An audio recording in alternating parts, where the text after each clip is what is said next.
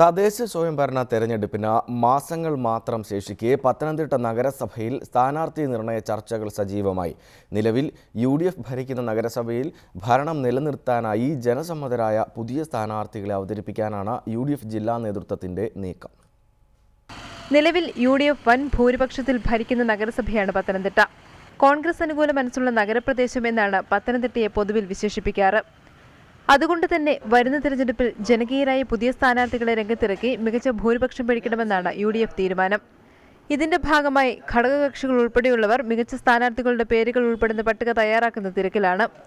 ഈ പട്ടിക എത്രയും വേഗം DCCക്ക് സമർപ്പിക്കാനാണ് നിർദ്ദേശം. 32 വാർഡുകളുള്ള നഗരസഭയിൽ 15ഓളം പുതിയ സ്ഥാനാർത്ഥികളുണ്ടാകും. കേരള കോൺഗ്രസ് ജില്ലാ സെക്രട്ടറി PK ജേക്കബ് നഗരസഭയിലെ 30-ാം വാർഡിലും 32-ൽ ഏബൽ മാത്യുവും സ്ഥാനാർത്ഥികളായേക്കുമെന്നാണ് സൂചന.